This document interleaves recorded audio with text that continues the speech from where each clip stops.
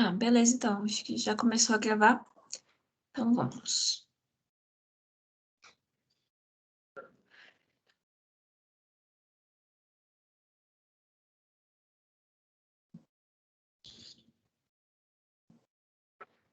Tá todo mundo conseguindo ver minha tela? Sim. Beleza, então. Então, bom dia, gente. Hoje a gente vai começar o módulo 2, tá? Do curso de SIG. E aí, como eu comentei, a ideia hoje é a gente tratar de algumas coisinhas um pouquinho teóricas no começo, mas vai ser bem rapidinho, eu vou passar bem rápido por elas, para a gente ter mais tempo de conhecer o software, mexer em algumas coisas, tá?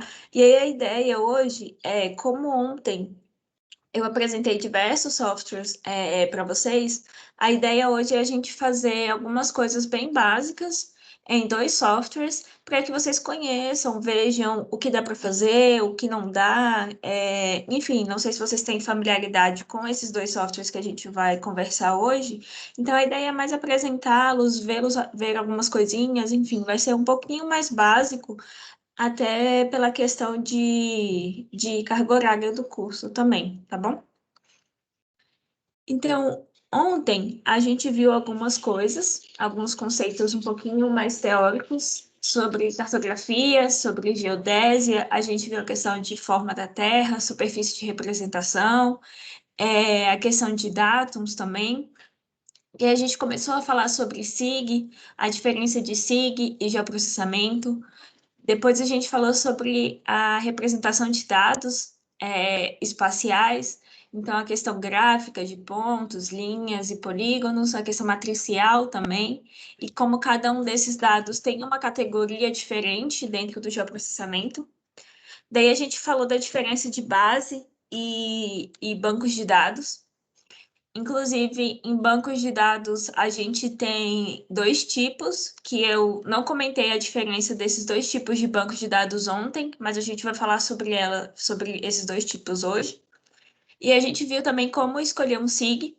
Então, nós vimos ontem que temos várias opções hoje no mercado de software SIGs, e hoje a gente vai ver dois deles, sendo um software livre e um outro pago. E aí a gente vai ver algumas aplicações que cada um tem, potencialidades e dificuldades de cada um, até para auxiliá-los no futuro, quando vocês tiverem que escolher ou trabalhar com algum software, vocês saberem pelo menos qual escolher a... dentre cada objetivo que vocês têm em mente. E a gente viu também algumas iniciativas que trabalham com SIG para resolução de alguns problemas. Então, a gente viu a questão da ONU ontem com o reconhecimento de acampamentos de refugiados pelo mundo. Daí a gente viu da John Hopkins também, com o mapeamento dos casos de Covid no mundo. E a gente viu um mais local, que é o DF no ponto, com o monitoramento das rotas de ônibus, facilitando o uso da população. E aí, hoje, a gente vai ver aplicações de SIG, tendências para o futuro do uso do SIG. A gente vai ver um pouquinho de análises espaciais, então, quais são os critérios para fazer uma análise espacial. A gente vai ver sobre design cartográfico, e aí a gente vai fazer uma prática bem rapidinho. E aí, a ideia hoje é que a gente vá até pelo menos 11h30, meio-dia. Também vai depender um pouco de como o computador responde ao processamento dos dados.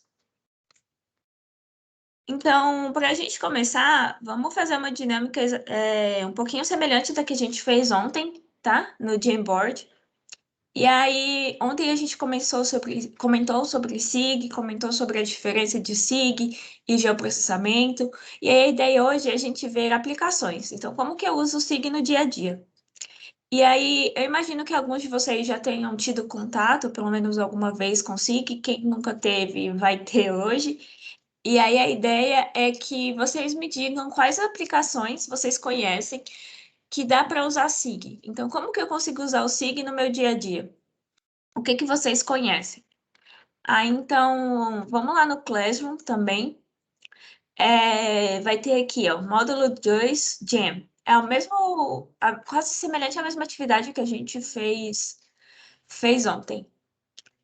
E aí a ideia é que vocês vão comentando com as notinhas autoadesivas aqui, quais aplicações do SIG vocês conhecem, tá? Antes da gente começar, de fato, a falar sobre algumas aplicações.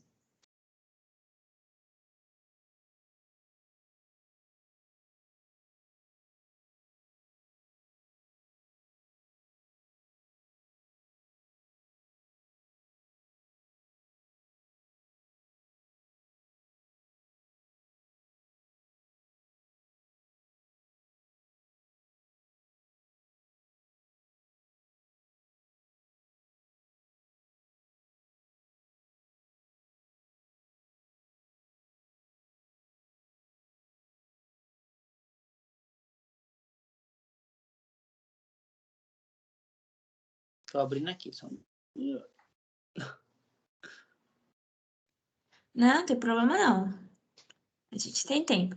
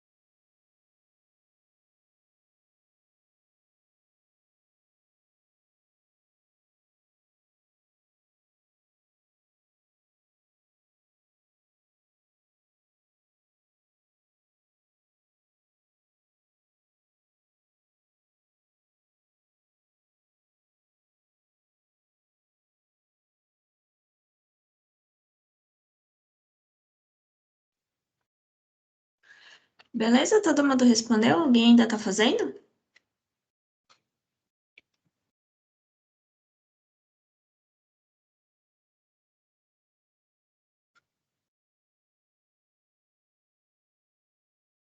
Então, beleza.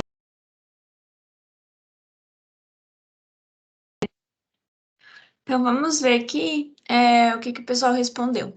Então, comentaram sobre monitoramento ambiental, sobre o ArcGIS para elaboração de mapas de bacias, informações e cadastros de rede de infraestrutura, identificação de queimadas, identificação de novas edificações, pelo IPTU, signos da Sabesp, o ArcGIS na CAESB e características da superfície. Beleza, essas de fato são aplicações que a gente tem do SIG, inclusive a identificação de queimadas. Eu não sei se vocês conhecem, mas tem um projeto do Map Biomas, que eles trabalham com diversas frentes. Uma delas é a identificação de queimadas. Enfim, o Map Biomas é uma iniciativa de mapeamento dos biomas. Então, eles fazem desde reconhecimento do uso e cobertura do solo, como também o mapeamento de qualidade da água, identificação de queimadas, qualidade do ar também, tudo por técnicas de geoprocessamento, né? Usando o ambiente SIG, mas no momento eles estão usando mais plataformas de programação para reconhecimento dessas características da superfície. Enfim, é uma iniciativa super legal se vocês tiverem interesse depois em conhecer. Se chama Map Biomas. O IPTU também para reconhecimento de novas edificações, mas não só isso, também às vezes pessoas que aumentam as suas propriedades e às vezes o IPTU está desatualizado, então normalmente por reconhecimento de imagens de satélite ou até de drones também dá para recalcular a área das propriedades. Beleza? Então vamos ver aqui algumas aplicações que eu trouxe, são apenas exemplos de algumas aplicações por área. Então, se vocês conhecerem mais alguma, podem ir complementando também. Então, bem, como a gente comentou ontem, os SIGs eles têm diversas aplicações e com os avanços tecnológicos também observados ao longo dos anos, a gente viu uma melhora significativa nos dados. E não só nos dados, mas também no uso e aplicações que a gente pode ter desses dados. Então, dessa forma, a gente pode interpretar o SIG como uma ferramenta que vai nos auxiliar a tomar alguma decisão, seja para algum negócio ou seja para algum serviço. Enfim, as aplicações são diversas, já que ele vai permitir coleta e análise de dados, gerenciamento desses dados, sejam eles ambientais, demográficos, topográficos, enfim, tem diversos dados que a gente pode trabalhar com eles em algum ambiente SIG. E aí, aqui na, na lateral, eu trouxe alguns exemplos, mas a gente vai tratá-los um pouquinho mais detalhadamente nos próximos slides. Então, a gente tem desde mapeamento, planejamento urbano, planejamento de transportes, risco e gestão de desastres, cadeias de valores agrícolas, gestão de recursos, agrimensura, saúde, enfim.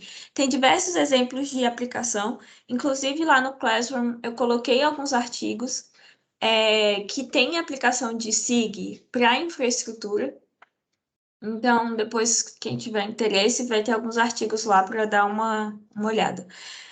E aí a gente pensa, tendo em vista que temos várias aplicações do SIG, o que o pessoal chama de poder do onde. Então, quando a gente sabe, nós sabemos que temos vários problemas aí no mundo aí fora e que a gente pode resolvê-los. Então, os mapas digitais, como o Jim Harris diz, eles são empurrados para as nossas vidas regularmente. Então, quem nunca usou o Waze, quem nunca usou o Google Maps, enfim, algum aplicativo de localização do celular, até o próprio WhatsApp tem a localização. Então, direto a gente está em contato com algum dado georreferenciado e a gente tem um desejo, às vezes, intrínseco, e natural também, de saber onde as coisas estão, onde as coisas acontecem e como chegar lá também. Então, quando a gente tem esse desejo de saber onde as coisas estão e de entender os problemas e as necessidades que ela existe, a gente consegue comparar alternativas para então resolver os nossos problemas. Então, aqui são alguns exemplos de aplicações do SIG na gestão ambiental, por exemplo. Então, a gente tem monitoramento de áreas de preservação, monitoramento de focos de incêndio, que alguém até comentou lá na atividade, delimitação de áreas com potencial turístico, identificação de áreas de preservação, como APPs e unidades de conservação também, e elaboração de EIA-RIMA. Então, aqui do lado, a gente tem um exemplo de um mapa elaborado para um EIA, um estudo de impacto ambiental, para o projeto de integração do Rio São Francisco, tá? Elaborado pelo IBAMA em 2013. E aí a gente identifica as áreas de potencial impacto que traria a integração, o projeto de integração do Rio São Francisco. A gente tem também aplicações em agriculturas, como monitoramento de culturas, uso e ocupação do solo, identificação de propriedades rurais, viabilidade de áreas para cultivo, verificação de produtividade também. Então, aqui do lado a gente vê dados de imóveis rurais cadastrados no SICAR, aqui embaixo para Minas Gerais e aqui para Bahia, então o reconhecimento dessas propriedades e a disponibilização desses dados. E aí, só abrindo um parênteses aqui com o georreferenciamento de imóveis rurais, o CAR, ele é um dado declaratório de cada propriedade. Então, cada proprietário vai lá e delimita a sua propriedade. E por muitos anos, isso tem sido um caos no reconhecimento de terras no Brasil. A gente tem um problema fundiário no Brasil enorme desde sempre. E o reconhecimento dessas propriedades, às vezes, eles é um tanto burocrático, porque o jeito certo de fazer o georreferenciamento dessas propriedades, até a ideia é que o proprietário, pague algum profissional que seja reconhecido pelo CREA para que ele faça o levantamento dos limites dessas propriedades, porque por muitos anos tem sido feita a declaração, tipo, minha propriedade vai até o rio tal, chega na rodovia tal, e aí chega no morro tal, ela acaba, e aí para a direita ela vai até o outro rio. E aí ficava muito assim, indeciso de como que era de fato a delimitação dessas propriedades. Então, o SIGEF, que é o Sistema de Georreferenciamento desses Imóveis Rurais, é regulamentado pelo INCRA. A ideia é que os proprietários paguem algum profissional que seja reconhecido e habilitado pelo CREA para fazer um levantamento em loco dos limites dos confrontantes dessas propriedades. E aí a gente tem o CAR, que ele é um dado que, na verdade, a ideia do CAR não é reconhecer as propriedades. A ideia do CAR sempre foi verificar a questão do desmatamento no Brasil. Então, para onde as propriedades estão avançando, como elas estão avançando e se elas estão respeitando alguma reserva legal. Então, essa sempre foi a ideia do CAR. No entanto, é que nas imagens não dá para ver, mas quando vocês entram, e eu acho que até nos projetos que a gente trabalhou na Rumo, os limites das propriedades, às vezes um cruza com o outro, às vezes é um polígono deslocado, às vezes é um negócio aqui, outro ali, porque isso é um dado declaratório, cada um faz do jeito que dá conta de fazer. Então, quando a gente trabalha, às vezes, com desapropriação, a ideia é que se trabalhe com os dados e as propriedades reconhecidas pelo INCRA. Mas normalmente a gente usa o CAR porque nem todo mundo tem condições de pagar um profissional. Então ele vai lá, às vezes o vizinho conhece, às vezes um amigo conhece alguma coisa, desenha um polígono mais ou menos e envia para o CAR. Então a ideia do CAR não é tratá-lo como verdade absoluta, mas para que a gente tenha noção de propriedades que estão sendo declaradas, tá bem? Então, a gente também tem aplicações na saúde pública, que a gente até viu ontem um pouco com a John Hopkins. Então, a gente tem monitoramento de arboviroses, análises epidemiológicas, análises socioespaciais de casos de doença, vigilância em saúde, taxa de incidência de alguma doença, enfim. E aqui do lado, a gente tem um mapeamento que foi elaborado pelo John Snow para sanar um surto de cólera. E dizem que foi com Joe Snow que começou de fato é, a cartografia mais sistematizada. Esse caso aconteceu em 1800 e pouquinho, na Inglaterra, e ele observou e estava tendo um surto de cólera em um bairro da Inglaterra. E as pessoas não sabiam o que estava acontecendo, nem por que estava tendo esse surto. Então, ele estava muito intrigado do porquê que isso estava acontecendo e por que estava muito localizado esse surto. Estava localizado apenas num bairro e quando você ia para os outros bairros não tinha esse surto. Então, ele ficou intrigado com isso e aí ele saiu andando pelas ruas e com um mapinha desses assim, bem rústico, vamos dizer. E aí ele saiu identificando cada casa onde tinha os surtos de cólera, que são esses pontinhos aqui. E aí ele identificou as casas que tinham que estavam tendo casos de cólera. Em seguida, ele foi identificando os poços de água, para que essas casas tinham acesso, que são esses xizinhos aqui. E aí ele verificou que outros poços de outros bairros, as pessoas não tinham cólera, mas as pessoas que estavam nesse bairro e que tinham acesso a esses poços de água, elas estavam tendo surto de cólera. Então, essa foi uma das primeiras aplicações, assim, da cartografia para a saúde pública, com uma coisa super simples, mas que não só resolveu o problema, como também serviu para que o governo da Inglaterra passasse a adotar medidas territoriais para controle de doenças, enfim, tanto a nível de bairros, distritos, municípios, enfim. E aí a gente tem as aplicações de geomarketing. O geomarketing ele é uma onda que está crescendo nos últimos anos. E a ideia do geomarketing é tomada de decisão para oportunidade de negócios. E ele faz estudos estatísticos baseados no local, seja nos locais que as pessoas andam, ou seja no local de clientes da sua empresa, para verificar potencialidades e análise de concorrência. Então, aqui a gente tem um exemplo feito pela Cognatis, onde eles fizeram estudos estatísticos para a área de negócios. Então, aqui nesse centro azul é onde se localiza uma determinada empresa. E aí eles iam perguntando para os clientes em potencial, sempre os clientes que iam para essa empresa, eles perguntavam de onde esse cliente vinha. Então, qual é o seu bairro? Onde você mora?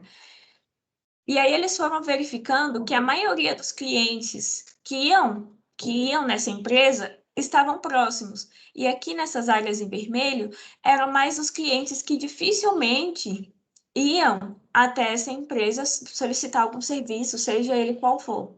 Então, que tinha uma regionalidade, aqui marcado pelo azul, de clientes que iam solicitar serviço nessa empresa, que quanto mais distante, mais difícil era.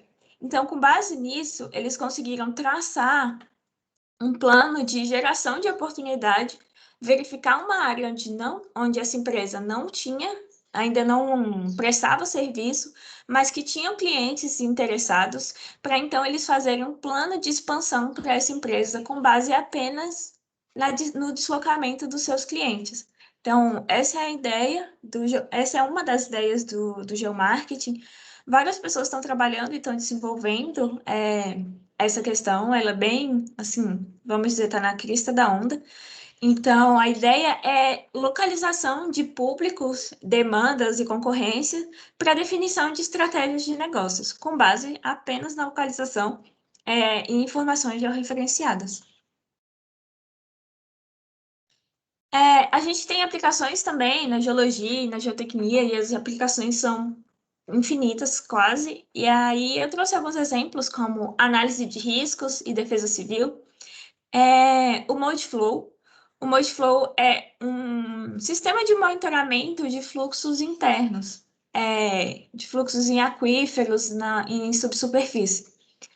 A gente tem também pesquisa e exploração mineral, identificação de feições geomorfológicas, questão de erodibilidade e erosividade de solos, enfim. E essa PRM, ela disponibiliza diversos dados voltados a essas aplicações, e uma delas é o reconhecimento com riscos de deslizamentos, inundações, enxurradas, quedas, movimentos de rochas, enfim.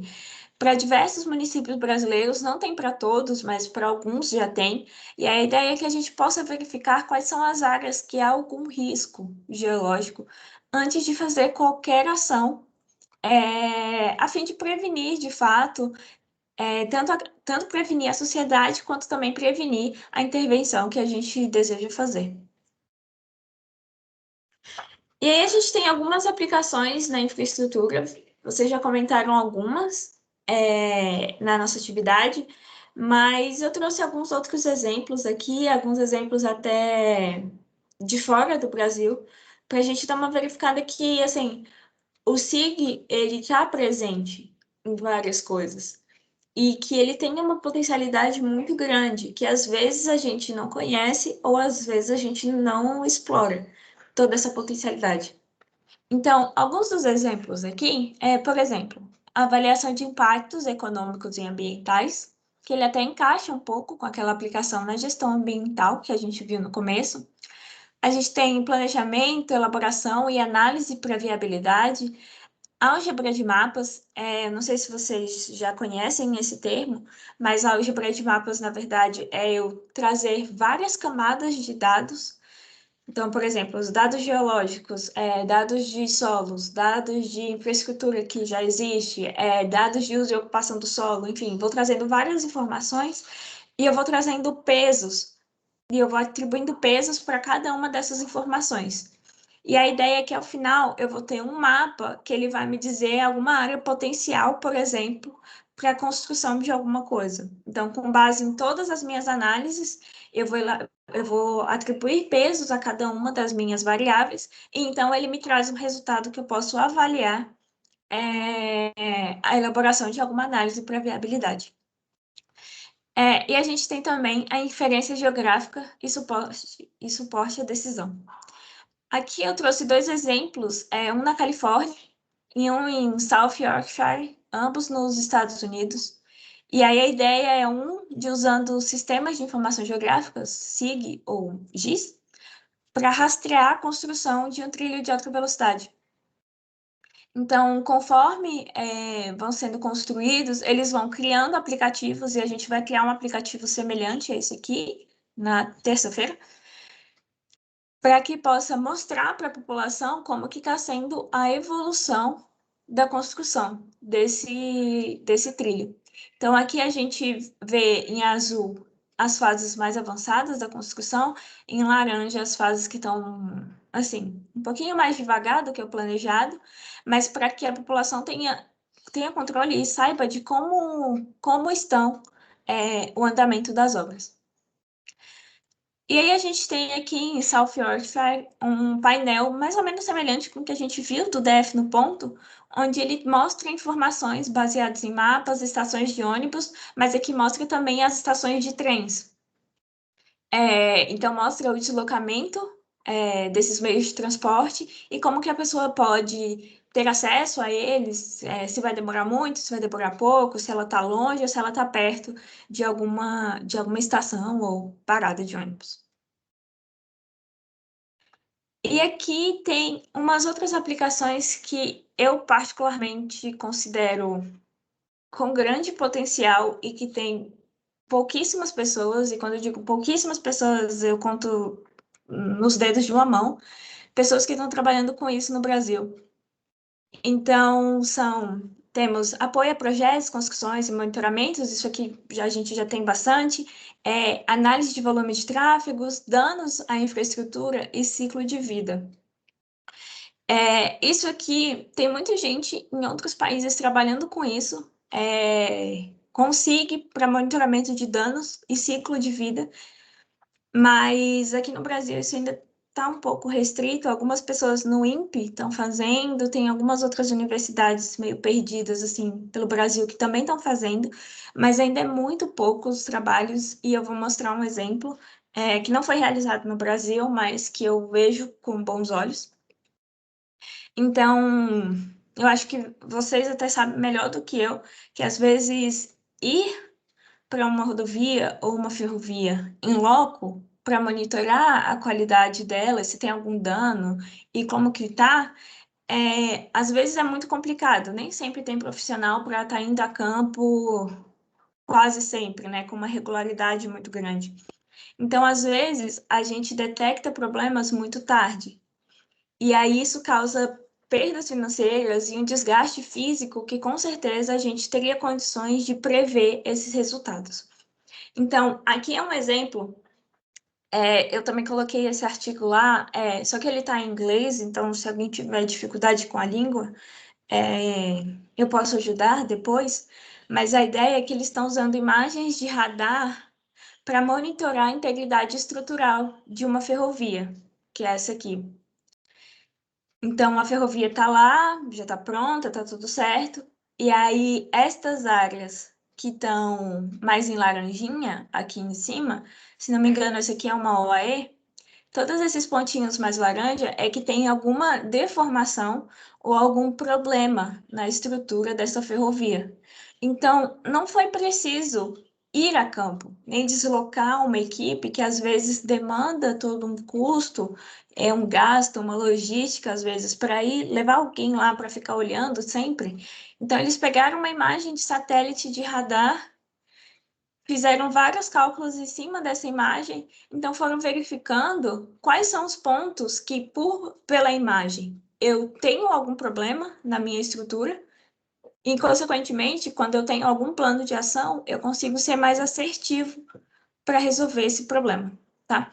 Eu não sei se vocês já conheciam isso, mas enfim, se alguém quiser comentar alguma coisa. Bárbara, você sabe qual é a resolução das imagens que eles utilizaram nesse estudo aí? Esse estudo aqui, ela tá com uma imagem de 10 metros do Sentinel, que inclusive são imagens gratuitas. O Sentinel, ele tem a versão multiespectral, né, imagem comum, e ele libera imagens de radar também, com 10 metros. E aí as imagens do Sentinel, elas têm uma resolução temporal, se não me engano, de 8 dias. Então, eles vão pegando as imagens de vários anos, aqui foi um ano de análise, e aí eles foram vendo os danos à infraestrutura ao longo de um ano. E aí, ao longo de um ano, essa parte aqui superior da imagem foi a que teve mais danos. Entendi. Então isso é mais para apontar um possível problema e para eles irem em loco e verificar depois, né? Já ir mais assertivo, né? Isso, porque ao invés de, por exemplo, deslocar uma equipe inteira para andar nessa ferrovia inteira, e às vezes a pessoa não enxerga, enfim, é muito complicado às vezes. Então a ideia é, beleza, o satélite está lá em cima, já está monitorando. Então a gente pode pegar essas imagens, fazer um tratamento e ser mais assertivo, tipo, ó, aqui tem um problema. Então a gente vai em cima do problema. Ok, legal. Uhum. Bom, eu tenho um comentário a fazer que, Uhum. assim, ele nunca, é uma crítica, talvez nunca substitua, talvez, a equipe. Ele seria uma forma de uma manutenção, talvez, o que a gente chama de, no meio de manutenção, a preditiva. Você, Uhum. um monitoramento contínuo, verificação dos parâmetros, se alguma coisa está se afastando do normal, e aí você vai atuar de forma mais direta ali. Nada, porque aí ele vai talvez me indicar, sempre na manutenção é causa e efeito, né? Assim como, né, na medicina também, isso aí em várias áreas. Causa e efeito. Qual que é o efeito? O efeito talvez aí uma deformação, um abatimento da via, mas você tem que botar alguém lá para analisar é, é, é, as causas, né? E combater as causas e recuperar. Mas eu acho uma boa forma, sim. Agora, eu não compreendi bem. Bom, isso aí talvez seria um abatimento da via, uma deformação, um processo erosivo. Não sei, assim, tá meio. Só estou ainda em dúvida o que seriam esses danos aí, talvez. E qual que é a magnitude dele. Mas, assim, vale como. Mas é bem útil, sim, né, de certa forma. Pois é, no artigo ele fala só de monitoramento de deformações. Eu também fiquei sem entender muito bem que tipo de deformação ele tá se referindo, né? Mas, mas enfim, a ideia é que a gente tenha ferramentas que possam nos auxiliar. É claro que também concordo com você, não substitui uma equipe, mas às vezes serve para a gente identificar potenciais problemas, né? Como foi a questão das barragens aqui no Brasil. Enfim, depois de diversos acidentes que a gente já observou, uma equipe no INPE pegou também imagens de satélite e foi verificando antes do acidente que pelo satélite a gente já estava identificando que alguma coisa estava errada. E que se a gente tivesse identificado ou tido um plano de ação antes, isso teria poupado diversas perdas, principalmente de vidas humanas. Então, é claro, não substitui a equipe, como você mesmo falou, mas a ideia é que a gente tenha uma ferramenta a mais para tomada de decisão. É, É, a Vale utiliza o sistema não via satélite. Talvez assim, alguns já utilizam via satélite com imagem de alta resolução para verificar é, possíveis erosões, principalmente o problema de erosão. Acho que o Clauber está aí, né, de certa forma, ele acompanhou bem. A gente teve vários problemas, processos erosivos aí ao longo da ferrovia, mesmo ela não estando em operação, sendo uma ferrovia nova. Então a gente fazia uso, o pessoal da desapropriação lá tinha uma assinatura, né, de banco de dados de imagem satélite com uma certa uma atualização boa, sabe? Então, às vezes, só com a Sim. imagem, aqui eles já fizeram um tratamento, mas às vezes com a imagem Uhum. você percorrendo, você já consegue Já verificar consegue olhar. bastante coisa, porque às vezes, mesmo a equipe passando na linha, em cima da via, você não consegue detectar, porque às vezes uma via, às vezes você tem vegetação, tem mato, e às vezes tudo Uhum. está meio escondido, né? Mesmo com a equipe em campo, às vezes a gente não consegue avaliar, né? Então a Vale utiliza o sistema, só que eles utilizam um drone, principalmente para verificar a integridade e da faixa de domínio, se alguém avançou na faixa, se a faixa foi destruída, se alguém está plantando, edificando, fazendo Uhum. qualquer coisa. Então, eles usam, eu não sei se via satélite também, acho que talvez os dois, para sempre estar avaliando a integridade da faixa. Você ia falar alguma coisa, Davi?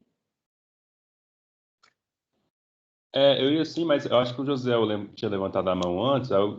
Pode comentar primeiro aí, José, ok? Depois eu faço comentar na sequência. Beleza. Bom dia. Bom Não, eu dia. queria só comentar aí o caso da Caesb, que é bem famoso aí. A aplicação que eles utilizaram sobreposição de rede com ortofotos, né, e identificaram ligações clandestinas. E aí eles ganharam até um prêmio por causa disso. Entendeu? Uhum. Assim, o uso das imagens, ele tem muito potencial e assim, auxilia demais a gente em diversas coisas que nós fomos fazer, né? O que eu tenho observado, e essa é só uma observação minha, assim, sem base científica nenhuma, é que a maioria das coisas que a gente trata de imagem é voltado para a vegetação. Então, a gente vê uso e ocupação da terra, enfim, manejo de vegetação, monitoramento de queimadas, enfim. E tem diversas aplicações que a gente tem com imagens, e às vezes a gente fica muito apegado à questão de resolução. Tipo, se a minha imagem não é de 1 metro de resolução, não serve. E às vezes serve, sabe? Para diversas aplicações a gente tem. Então, como eu comentei o caso do monitoramento de barragens, a gente tem esse tipo de aplicação aqui e às vezes não precisa, de fato, às vezes é melhor ir levantar um drone, fazer um aerolevantamento qualquer, mas às vezes a gente tem imagens gratuitas que já podem nos auxiliar, pelo menos, ter uma noção do problema. E aí, de fato, a gente conseguir atuar de modo mais assertivo nisso. Então, no caso da Caesb aqui, o projeto, quando iniciou, né, Uhum. eles utilizaram a imagem de satélite com as redes, né, e identificaram onde estavam tendo rede e não estava tendo arrecadação. Aí eles identificaram que lá era ligações clandestinas. Aí eles tiveram um retorno muito grande, tipo, colocando as equipes, né, para atuar lá, Uhum. para identificar onde estava A onde ligação. onde estava tendo a ligação, né? E aí, consequentemente, eles colocavam para regularizar, né? E aí eles arrecadavam. Aí eles conseguiram arrecadar muito, muito dinheiro com isso, entendeu? Mas E essas diminuir imagens foi gastos, né? de. Você sabe quais imagens eles usaram? Não, colocaram imagem de satélite, né? E Aham. sobreposição de rede.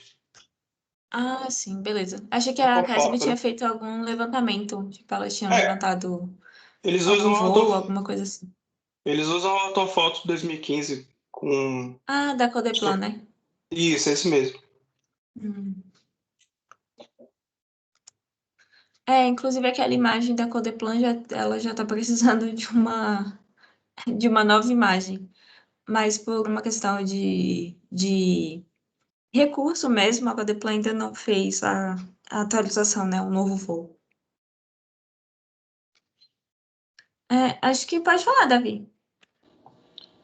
Ah, pois é, não, eu só ia comentar essa questão aí, eu até concordo com o Alex que talvez esse estudo aí não, esse tipo de análise, né, não vai substituir uma visita em loco de fato, mas eu acho super legal também devido ao custo que é reduzido, né, você consegue obter os dados aí gratuitamente, então você vai ter basicamente o custo do estudo, né, da mão de obra para fazer o estudo. É muito legal para análise, né, os órgãos de fiscalização, de monitoramento, no caso, por exemplo, a questão da Vale ali, se um órgão público estivesse já fazendo esse monitoramento, ele poderia já até alertar ou mitigar ali, fazer uma inspeção mais, né, rigorosa ali naquele local.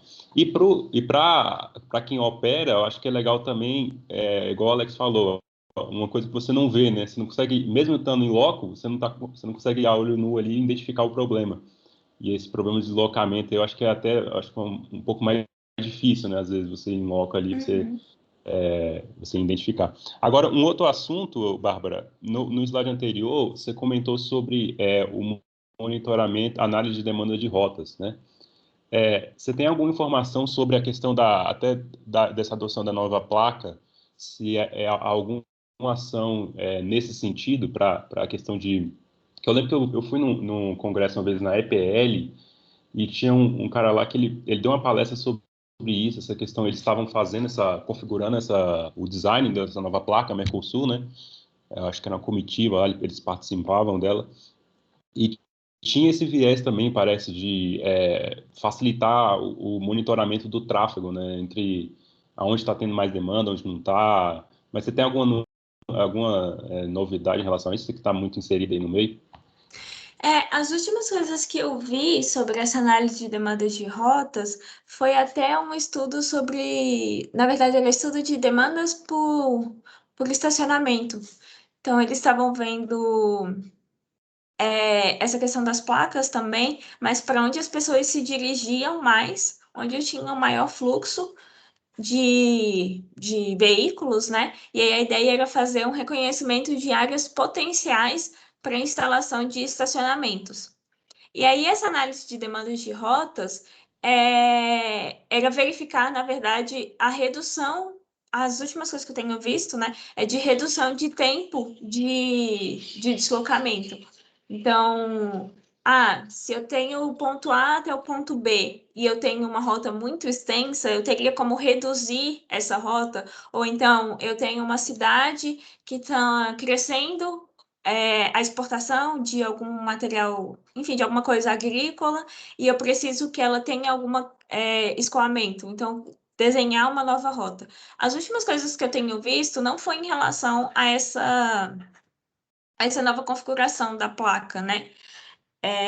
Mas de fato eu também ouvi essa questão de facilitar a demanda de rotas, mas as últimas coisas que eu tenho acompanhado de fato é a questão de locais potenciais onde eu posso expandir a minha malha rodoviária. Ah, legal, legal. Eu acho que pode ser bem útil esse negócio, se a gente conseguir utilizar, por exemplo, os radares, né? Uhum. Para pelo menos fazer uma espécie de contagem. Acho que o DENIT ia ser um dado muito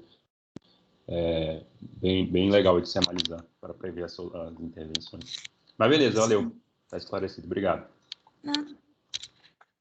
Essas análises aqui, elas também podem ser feitas com dado LiDAR, né? A gente vai conversar um pouquinho mais sobre eles, mas a ideia dos dados LiDAR é que ele iria requerer que fizesse o levantamento com uma certa regularidade no campo, né? E aí a gente teria uma informação um pouco mais precisa do que essa, até pela questão de resolução mesmo.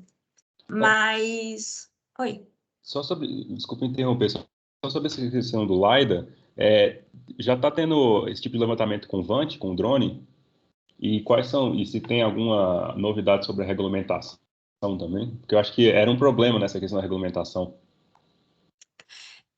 A regulamentação dos veículos aéreos não transportados, os VANTs, ela ainda é um pouquinho polêmica, mas assim, está caminhando, né? Aí precisa das questões de autorização, de dizer para que é, verificar se tem alguma área com um aeroporto próximo, alguma área militar que você não possa fazer o voo, mas assim, tá indo. E a ideia é que, de fato, os VANTs, eles se tornem, eles já são tendência, né, na verdade, mas a ideia é que eles se tornem mais ainda populares nesse levantamento de informações. Não substitui os satélites, mas eles têm ganhado muito espaço, muitos adeptos. Assim, eu vejo que os VANTs em geral, isso inclui tanto as aeronaves quanto os drones também, eles estão ganhando muito espaço para monitoramento de infraestrutura. Acho que tem uns 2 meses, mais ou menos, eu fiz um curso de drones para monitoramento de estruturas, e aí, enfim, só ficou mais em edificações, mas tem muita gente trabalhando nisso, está ganhando muito espaço, e eu tenho certeza, assim, que não é a tendência do futuro, é uma tendência de agora, o uso dos VANTs para qualquer coisa relacionada à infraestrutura. Isso aí é até legal, eu não sei se todos sabem, mas a Engemap tem até um galpão lá em Assis, exclusivo só para desenvolvimento de VANTs, então eles desenvolvem alguns. Não sei se ainda estão desenvolvendo, porque era uma questão bem, isso é desde 2014, lá com o pessoal da Sabesp. Sabesp não, é da Universidade Estadual, é Sabesp, né? Não. É da Estadual de São Paulo. A Unesp, né, não? Unesp. Sabesp é de saneamento. Então, e eles até desenvolveram um sistema, o SAAP, né? Não sei se vocês já ouviram falar. E a Engemap utiliza para levantamento aerofotogramétrico. Bem legal. Pode continuar aí, desculpa, eu tô atrapalhando. Não, que isso. Mas, enfim, acho que só reforçando o que você e o Alex comentaram, de fato, não substitui a equipe de forma nenhuma. Eu acho que nenhuma tecnologia consegue substituir o olhar humano da coisa, mas a tecnologia facilita e faz com que a gente seja mais assertivo na resolução dos nossos problemas do dia a dia. Beleza. Alguém tem alguma dúvida quanto às aplicações? Alguém conhece alguma outra coisa relacionada à aplicação de SIG que a gente não tenha comentado? Eu até compartilhei com você, né, Bárbara? Tava rolando um evento da imagem e lá eles estavam mostrando várias aplicações no setor de utilities, né? Que é energia, gás, saneamento, telecomunicações e aí, e aí vai para dentro, né? Esse Sim. universo aí. Eu não sei se vocês conhecem, mas tem uma empresa, eu acho que ela fica em Floripa, uma coisa assim, que se chama Opti. Ela só trabalha com imagens de satélite para viabilidade de expansão das linhas de telecomunicações enfim, vários lugares, mas normalmente se concentra mais em Floripa. Então, é mais o que a gente comentou ontem, sobre a representação de dados. Então, a gente tem os dados vetoriais, mas eles às vezes têm uma limitação temporal. Então, como a gente viu do Rio ontem, que tem a mudança no curso do Rio, nem sempre os dados vetoriais acompanham essa mudança, nem sempre tem alguém atualizando essas informações. Então, a ideia da gente trabalhar com dados matriciais, atrelados aos dados vetoriais, é para a gente ter essa noção temporal da coisa. Então, para onde está evoluindo, como está evoluindo e como a gente pode atuar no espaço.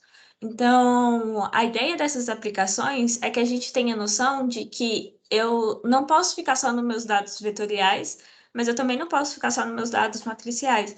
A ideia é trabalhar com todos os dados geográficos a que eu tenho acesso e trabalhá-los de modo integrado. Porque assim eu tenho as soluções assertivas dos problemas que estão aí, enfim, e que temos diversos problemas, e a ideia é que a gente traga soluções para eles.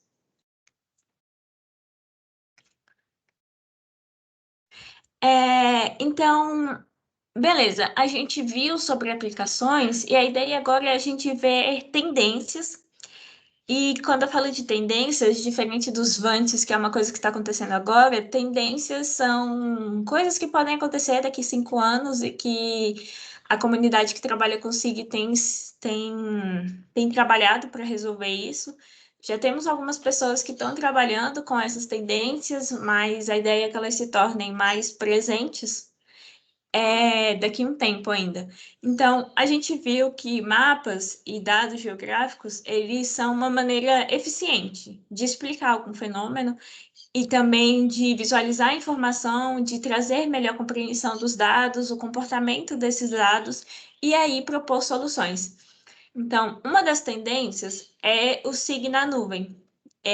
Já tem acontecido alguma movimentação hoje em dia, mas a ideia é que isso se torne cotidiano, tá? O SIG na nuvem. Então, a ideia é trabalhar, compartilhar, colaborar com outros usuários, tudo em ambiente de nuvem.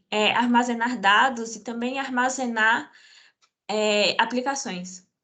Então, a gente vai ver um pouquinho de SIG na web, não é bem na nuvem, mas é na web. E, enfim, é uma das aplicações e a gente vai tratar um pouquinho dessas tendências agora. E aí a gente tem como tendência novos tipos de mapas. Então, a gente tem visualização temporal da informação. A gente já viu alguns time-lapses ontem, mas a ideia é que isso se torne comum, além dos mapas tridimensionais também. Então, normalmente a gente trabalha, e eu acho que é costume, verificar os mapas 2D, né? Ou na tela do computador, ou impresso. E a ideia é que daqui para o futuro a gente comece a trabalhar com mapas tridimensionais. Mas qual o problema disso? Eu preciso que o meu dado também seja tridimensional. Então, não só a visualização dele, mas também o próprio dado em si, ele precisa ter um atributo relacionado a essa tridimensionalidade dele, para que a gente possa verificá-lo. Então, o ArcGIS, por exemplo, ele já tem algumas coisas que trabalham com um aspecto 3D das minhas feições geométricas, né, dentro do ambiente SIG. Alguns softwares ainda não têm. Então, enfim, é uma coisa que ainda está um pouquinho devagar, mas que estamos caminhando. E também para orientação para objetos. E aí, no começo dessa apresentação, eu comentei que ontem a gente falou de bancos de dados, mas a gente não falou dos tipos de bancos de dados. E aí, eu tenho bancos de dados relacionais e bancos de dados não relacionais. O que significa isso? É que no banco de dados relacional, eu vou ter dados que eles relacionam entre si. Então, por exemplo, vamos supor que eu tenho um banco de dados chamado Ngemap. E eu tenho a minha lista de funcionários. A minha lista de funcionários é um dado, e a minha lista de função de cada um desses dados de cada um desses funcionários é um outro dado. Então, esses dados, eles se relacionam. Eu tenho funcionário e função. Então, eles têm uma relação entre si. Agora, nesse mesmo banco de dados da Ngemap, eu tenho a minha lista de funcionários e eu tenho uns valores de conta de luz que eu pago todo mês. Então, são dados que eles não se relacionam. Então, eu não tenho relação entre o nome dos meus funcionários e o valor da minha conta de luz todo mês. Mas eles estão no mesmo banco de dados que se chama Ngemap. Então, eles são dados não relacionais, tá? E aí a ideia é que a gente tenha orientação para objetos. O que isso quer dizer? Eu vou ter uma base de dados e essa base de dados eu vou montar o meu banco de dados, mas esses dados eles precisam conversar entre si. Então, a minha orientação vai ser para um objeto. Por exemplo, eu quero estudar a BR-020 aqui no DF. Então, todas as informações que eu vou ter, elas vão estar orientadas para 020. E aí, tudo que eu fizer vai ser orientado a esse objeto. E a ideia é que eu tenha uma abordagem unificada e eu tenha uma modelagem unificada em torno deste único objeto. Então, enfim, essa também é uma tendência para o futuro, assim como as arquiteturas integradas. Então, ao invés de quando eu vou compartilhar um shape com alguém, eu tenho que enviar 5 arquivos, a ideia agora é que eu tenho flexibilidade para enviar um arquivo só. E esse um arquivo, ele tem que ter capacidade de armazenar todas as minhas informações alfanuméricas, toda a minha tabela de atributos, bem como toda a minha geometria. Então, ao invés de eu enviar vários arquivos, a ideia é enviar um único arquivo, para que eu tenha flexibilidade. Então, essa já é uma coisa que já está acontecendo agora, as arquiteturas integradas. Então, ao invés de eu compartilhar vários arquivos e às vezes se perde entre enviar um arquivo para alguém, a ideia é que eu tenha um único arquivo que contenha toda a minha informação geográfica, todo o meu dado geográfico, desculpa. A gente tem outras coisas como experiência do usuário, e esse aqui é um pouco do que a gente pegou do design, de fato. Inclusive, a gente vai tratar bastante de design hoje. Então, a ideia do UX e UI design é tratar de experiência do usuário e interface do usuário. Então, terça-feira, a gente vai desenvolver um aplicativo na web com dados espaciais, e a ideia é qual vai ser a experiência do meu usuário com esse meu aplicativo? E qual vai ser a interação dele com esse aplicativo? De que modo eu posso tornar o meu dado geográfico mais interativo com a pessoa que vai olhar? Então, a ideia é fazer adaptações aos dispositivos do mercado. Então, a maioria das pessoas tem acesso ao celular e às vezes resolvem tudo pelo celular, então por que não levar o SIG para esses dispositivos, né? E aí a ideia é que eu leve em consideração qual é a experiência da pessoa que está usando o meu aplicativo, e às vezes é meio no sentido mais quase fenomenológico, tipo, o que que ela sentiu vendo o meu aplicativo na web, ela entendeu o meu mapa, ela entendeu as minhas informações, como que ela interagiu? Para assim eu conseguir desenhar aplicativos SIG na web que sejam mais familiarizados e sejam mais amigáveis. Uma das coisas também é o Big Data, então é o acesso a grandes volumes de dados. A gente produz diversos dados todos os dias e as pessoas que trabalham com SIG, no momento, elas precisam começar a desenvolver essa capacidade de obter, analisar e ter críticas quanto a esses volumes de dados. Eu vou explicar isso detalhadamente daqui um pouquinho. Vamos só voltar aqui para o SIG em tempo real. Então, como eu falei, às vezes a gente tem uma questão temporal dos nossos dados que pode nos atrapalhar na interpretação e análise dos nossos resultados. Então, a ideia é que a gente tenha redes móveis de informação e que tenha atualização sempre desses dados. E também interconexão com os usuários. Eu não sei se vocês já ouviram falar do OpenStreetMaps, que é um mapeamento colaborativo. Então, as pessoas andam por aí, elas reconhecem alguma coisa, elas vão lá no OpenStreetMaps e marcam. Tipo, olha, eu vi que aqui tem a padaria do seu João, que não estava marcado no mapa. Então, são coisas que os próprios usuários e a própria comunidade que está interessada vai atualizando essas informações. E a ideia é que a gente tenha, de fato, essas informações quase que em tempo real. Então, que a gente consiga ter atualização dos dados geográficos com uma frequência temporal que a gente ainda não vê hoje em dia. Então, voltando ao Big Data, não sei se vocês já pararam para desligar ou ligar, mas todo celular tem um acesso a um localizador, né? E ele vai pegando sua localização por onde você anda. E aí tem diversos estudos que usam essas localizações dos celulares das pessoas, tanto para ver por onde elas andam, o que elas pesquisam, que ambientes elas frequentam, para daí traçar propagandas que sejam de acordo com o seu perfil.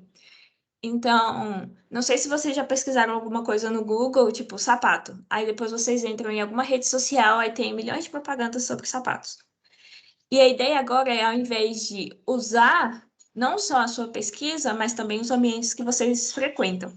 Então, eu tenho um mercado aqui próximo à minha quadra, e aí sempre que eu vou com o celular e o meu localizador está ligado, a ideia é que agora eu tenha, por exemplo, a identificação de outros comércios próximos que me atendam, semelhante àquele que eu fui com o meu localizador ligado, e que ele faça uma análise espacial de todas as informações que eu tenho com base na minha localização, e que eu possa traçar perfis de interesse àquele usuário.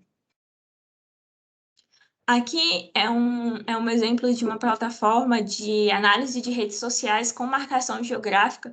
Então, as pessoas tiravam fotos e postavam em alguma rede social com a localização de onde elas estavam, e aí eles conseguiam traçar quantas pessoas por dia, por semana, ou por ano, ou por hora, iam naqueles locais e marcavam. E quais eram as hashtags que elas marcavam. Então, tipo, eu vou na Chapada e eu marco hashtag natureza. Então, quantas pessoas que vão para a Chapada marcam hashtag natureza? E aí a ideia é trazer essa marcação geográfica, esses locais, analisar esse Big Data e trazer, enfim, dependendo da pessoa que for aplicar esses dados, mas, por exemplo, levantar políticas públicas que possam melhorar o acesso das pessoas na Chapada, com base nas pessoas que já foram lá e que registraram a sua experiência naquele local.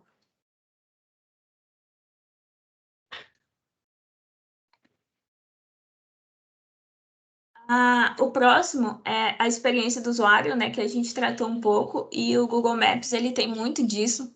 Então, quando você vai em algum local ou você pede alguma rota, e você marca como seu lugar favorito, ele também vai te dando uma interface, a sua experiência de localização, e aí ele vai te dando locais semelhantes, ele vai te dando informações, vai te dando anúncios, disponibilidades, tudo com base na sua localização. Beleza? Alguém quer comentar alguma coisa sobre isso que a gente falou?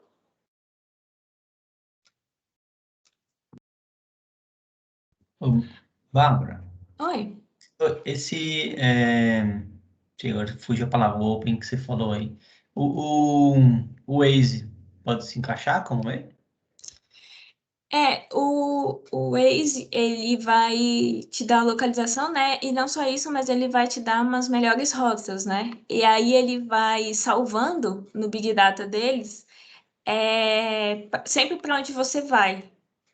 E aí tem, por exemplo, se você se desloca da sua casa para o escritório todo dia, e aí ele vai te dando rotas que são favoráveis, né? Ou não ao seu deslocamento.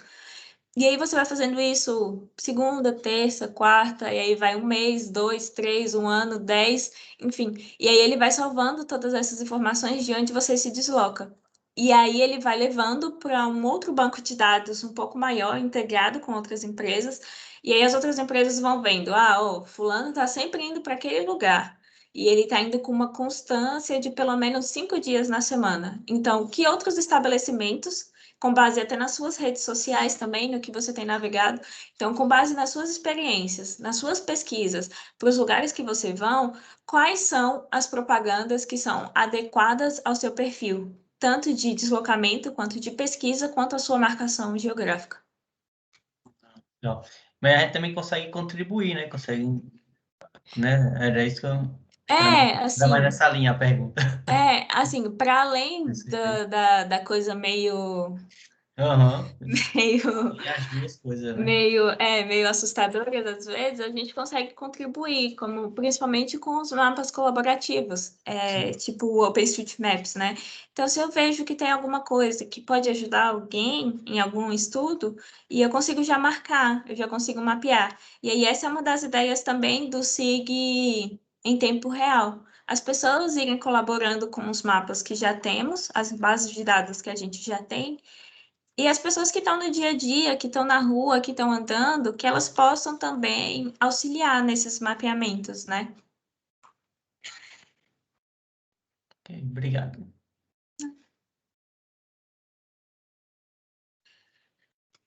Beleza, então a gente viu várias coisas hoje já, e a ideia agora é a gente tratar um pouquinho de análise espacial. Às vezes o nome é meio estranho, às vezes é um pouco as pessoas entendem alguma coisa, mas é outra. Então, enfim, a ideia é que, como a gente tem diversos dados e diversas coisas que acontecem no espaço e a distribuição desses dados, é que a gente tenha, além da percepção visual, de, ok, eu estou olhando que tem alguma coisa, eu estou olhando que tem alguma reação, é que a gente possa verificar padrões.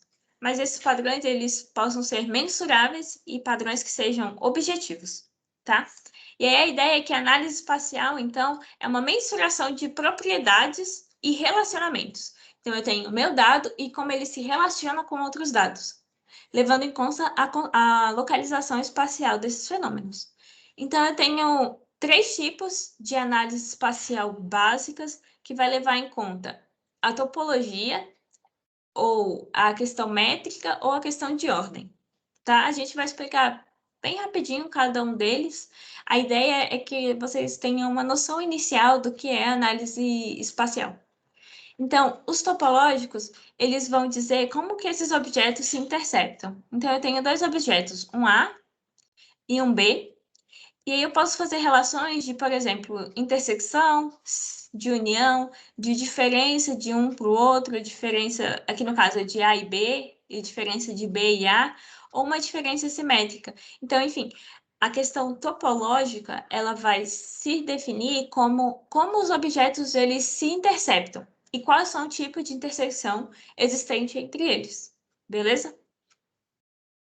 Os outros dois, a gente tem um relacionamento métrico, ou seja, se o meu objeto ele se cruzam, se eles se cruzam, se eles se sobrepõem de alguma forma, ou se eles são disjuntos, por exemplo, eles não têm relação métrica nenhuma.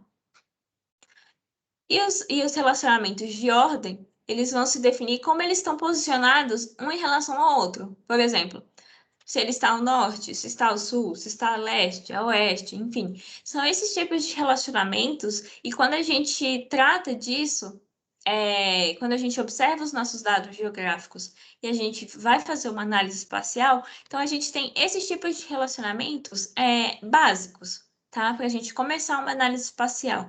Então, para que a gente tenha uma avaliação um pouco mais objetiva das coisas, ao invés de só observar que tem alguma relação, então dar nome a essa relação. Então, a minha rodovia tal cruza com a minha rodovia tal. Ela está a norte de alguma coisa, ela está a oeste de alguma coisa.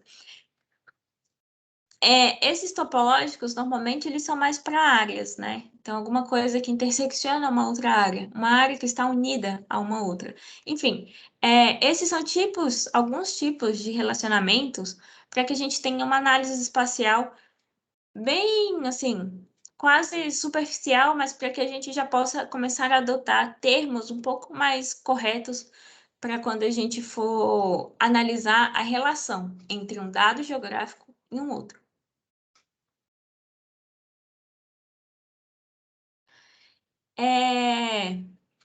Alguém tem alguma dúvida? Eu só estou indo um pouquinho mais rápido hoje para que a gente tenha tempo, tá, de fazer o processamento dos dados. Então, só para a gente dar uma finalizada, eu queria falar um pouquinho de design cartográfico com vocês. E quando eu falo de design cartográfico, o que vem à mente de vocês, assim? O que vocês imaginam que é design cartográfico?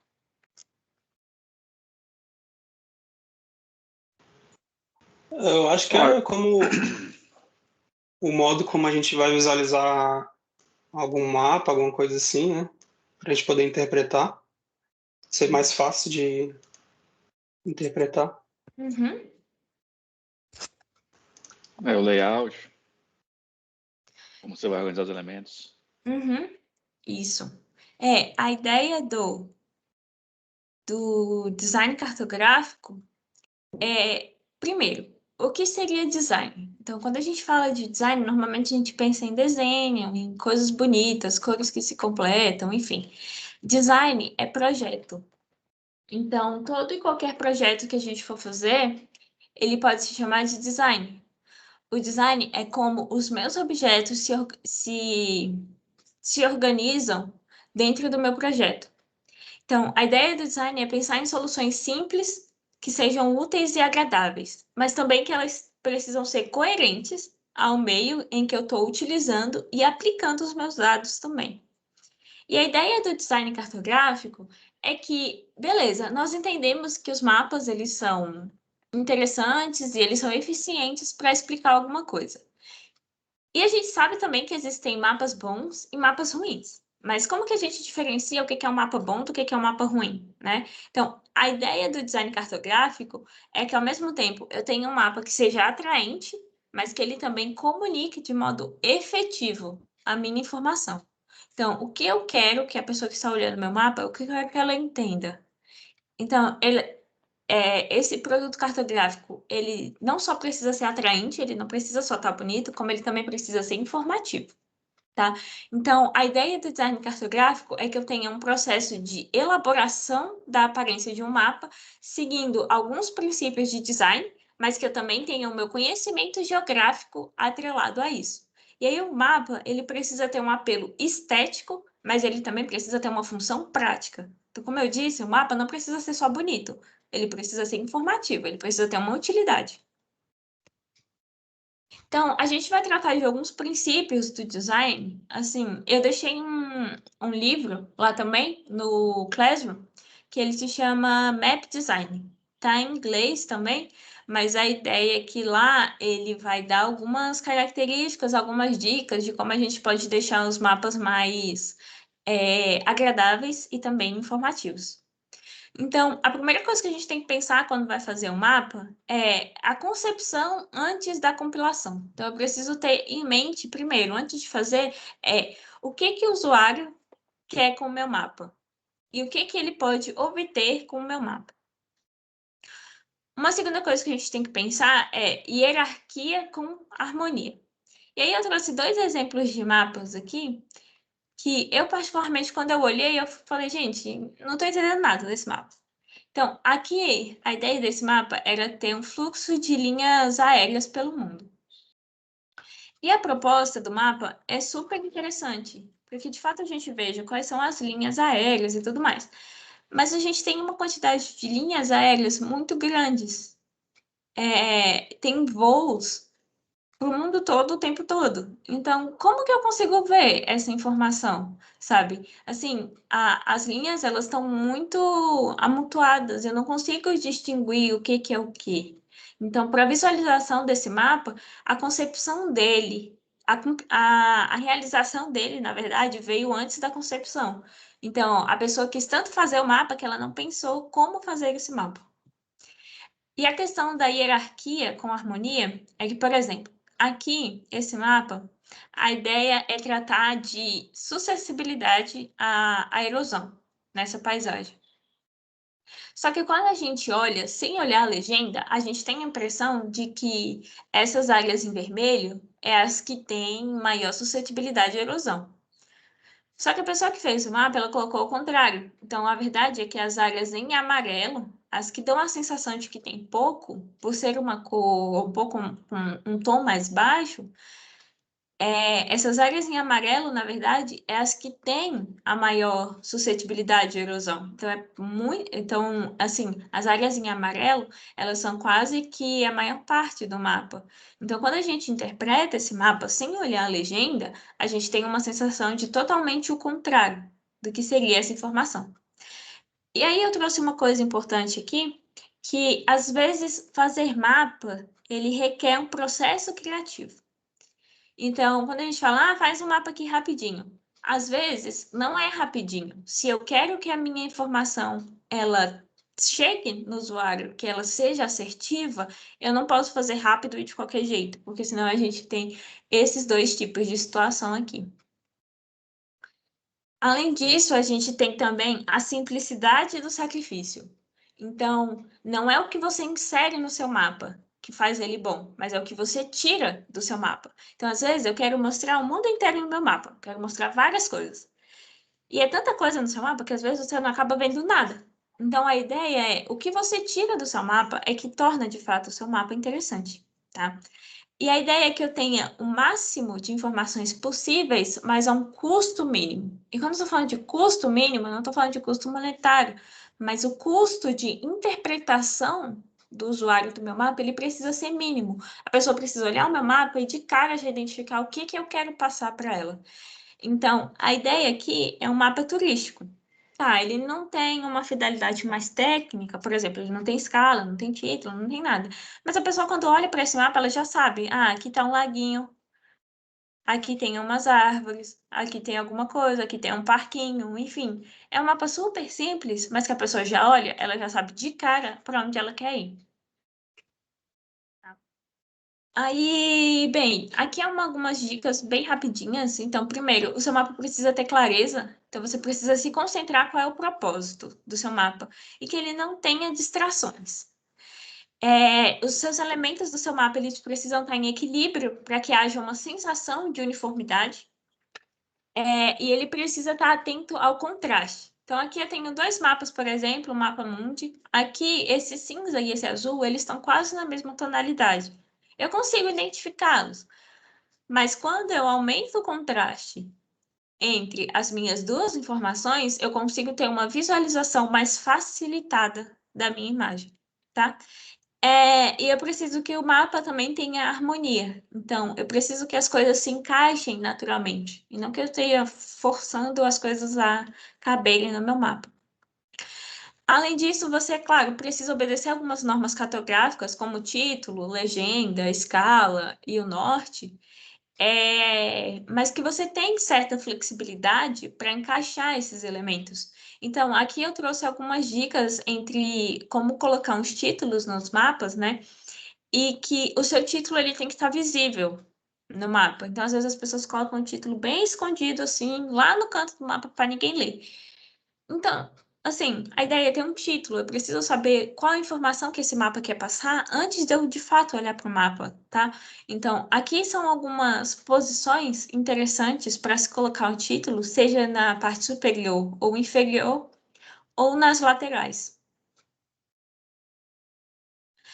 Outra coisa, as legendas, quando eu tenho o meu símbolo, a ideia é que eu coloque o rótulo delas sempre para a direita. Então, eu tenho o meu rótulo à direita e o meu item à esquerda, tá? A cena do mapa. Quando tem mais de um mapa no seu mapa, quando eu tenho várias partezinhas, a ideia é que eu tenha um mapa principal. Então, a pessoa que está lendo, ela precisa saber qual o meu mapa principal dentro do meu mapa. Então, eu tenho o mapa do Brasil. Aí eu vou colocar aqui um mapa rodoviário, um mapa ferroviário, um mapa de alguma coisa. Então, qual que é o mapa principal do seu mapa, tá? Essa coisa precisa estar clara. Além disso, as cores. As cores, elas precisam ter uma transição gradual entre elas. Mesmo que o seu mapa não tenha o intuito de trazer hierarquia das coisas. Mas, por exemplo, se eu coloco um verde neon para alguma coisa e depois eu coloco um laranja neon para outro lado, assim, fica muito escandaloso. Então, a ideia é que eu tenha uma transição entre cores que elas conversem entre si. Então, aqui eu tenho um mapa de segurança hídrica. A ideia aqui, de fato, é que eu tenha uma hierarquia da informação. Então, quando a gente olha para esse mapa, diferente daquele que a gente viu anteriormente, eu já tenho a impressão de que onde eu tenho uma maior segurança hídrica, marcado pelo azul, e onde eu tenho uma menor segurança hídrica, marcado pelas regiões em vermelho. Então, quando a gente quer ter contraste, a gente tem que lembrar que informação eu quero passar. E que para a pessoa que ela olhar o mapa, antes de ler a legenda, ela já entender mais ou menos do que se trata. Beleza? Alguém tem alguma dúvida sobre essas questões de mapa, layout, design, enfim?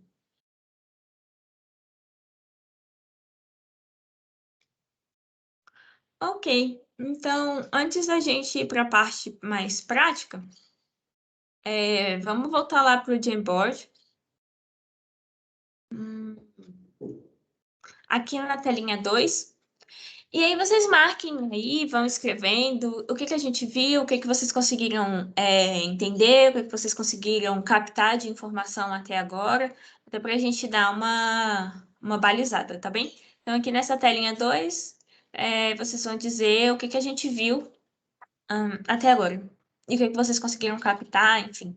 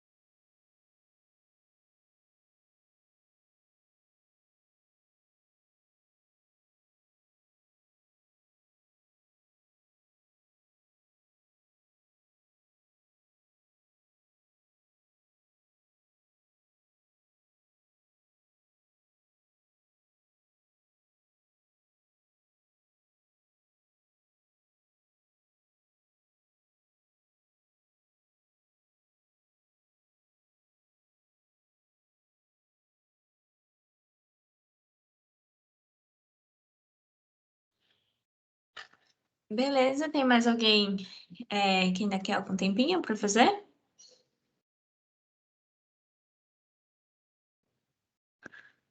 Então, vamos lá. A gente viu aqui monitoramento de dados, experiência do usuário, né? Os mapas devem ser fáceis de ler, análise espacial e associação de camadas. A gente viu um pouco sobre o Big Data, aplicações em diversas áreas da sociedade, o poder da informação, né? A importância da disposição das informações no mapa.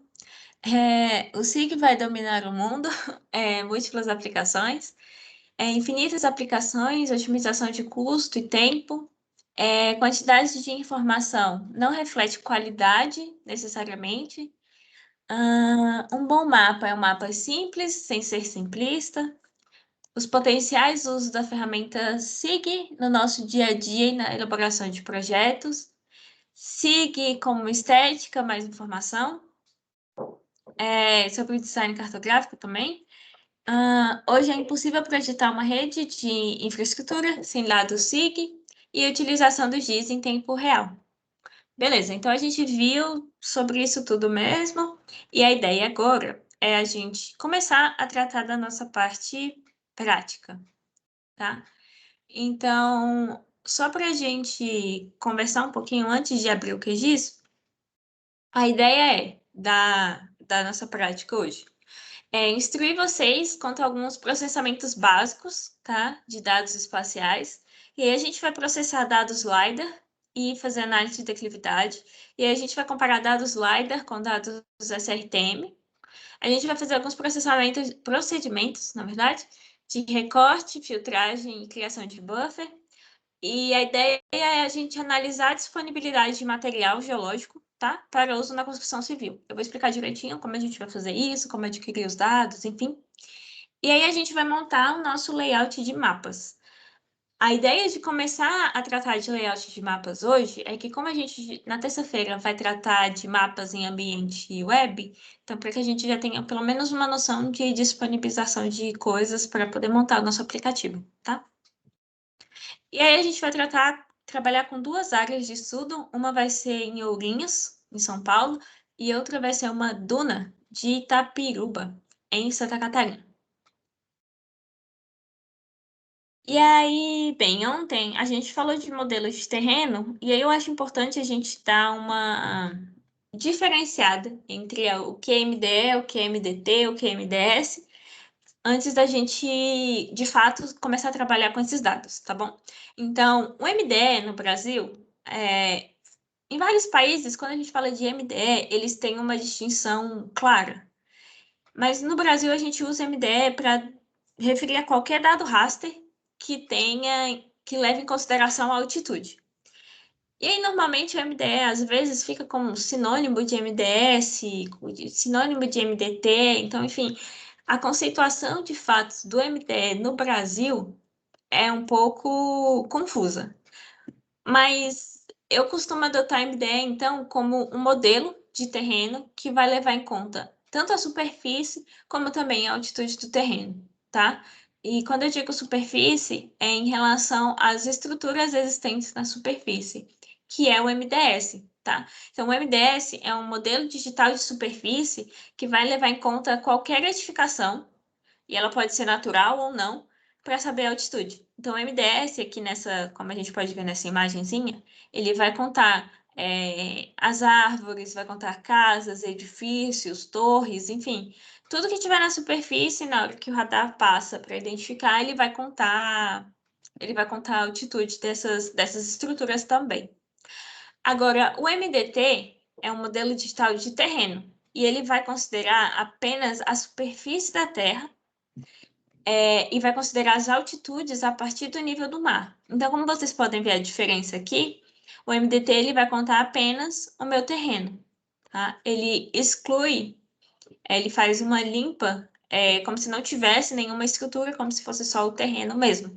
Então, ele não conta as árvores, as casas, edificações, enfim, ele não conta, ele conta apenas o terreno, tá bem? A gente vai trabalhar com alguns formatos de dados também. Então, formatos de dados matriciais, a gente tem o GeoTIFF, que são dados raster georreferenciados. A gente tem o SW, que são compressões utilizadas para fotografias aéreas ou imagens de satélite. E a gente tem o formato ESC, tá? Que é um formato de intercâmbio, onde cada grid, cada célula do meu dado matricial, ele vai receber um valor alfanumérico e isso vai conseguir reduzir o tamanho do meu dado para que eu possa trabalhar com ele em outros ambientes. A gente tem alguns formatos vetoriais, como o KMZ e o KML, que vão ser associados ao Google Earth. A gente tem o dado Shapes, né, que são os dados geoespaciais e vetoriais associados a um sistema de informação geográfica. A gente tem o GeoPacket, que eu até comentei ontem, que eles são arquiteturas integradas, onde eu vou ter todo o meu dado SIG, todo o meu dado, todo o meu dado geográfico, tanto a tabela de atributos quanto as informações alfanuméricas inseridas num único arquivo. Então, ele fica como se fosse um pacotinho mesmo.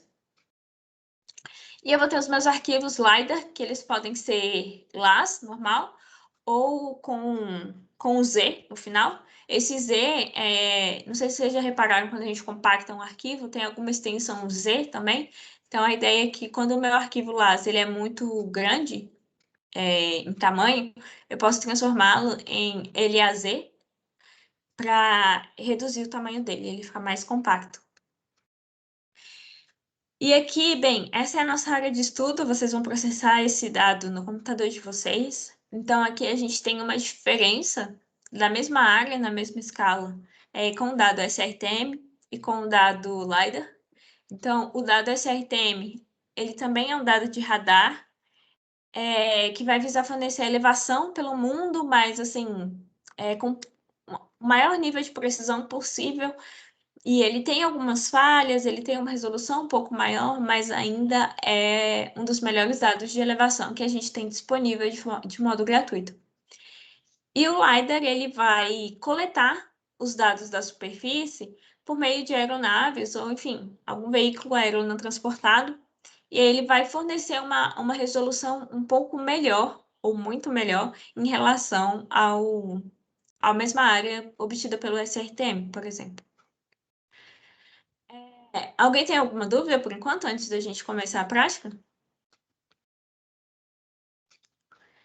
Beleza, então só para a gente finalizar essa parte um pouco teórica, na terça-feira, tá? Dia 22, a gente vai tratar de gestão de dados espaciais, a gente vai ver alguns conceitos, vai ver sobre geoinformação, e a gente vai ver sobre infraestrutura e bases de dados, então a gente vai ver bases de dados gratuitas, enfim, que disponibilizam dados. A gente vai tratar de inteligência geográfica, e aqui, de fato, a gente vai conversar um pouco sobre a integração do BIM com GIS.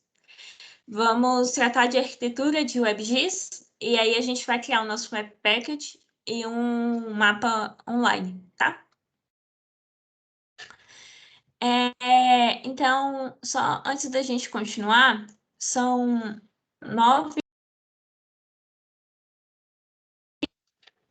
Antes da gente continuar, são 9h40 agora, daí vamos fazer uma pausa de uns 15 minutos. Enquanto isso, se vocês quiserem deixando o QGIS e o Global Mapper abrindo, tá? Para quando a gente voltar, a gente começar a praticar de fato lá dentro. Se alguém não conseguiu instalar, a gente aproveita esses minutinhos de descanso, tá? Para eu conseguir auxiliá-lo, se alguém não conseguiu fazer a instalação.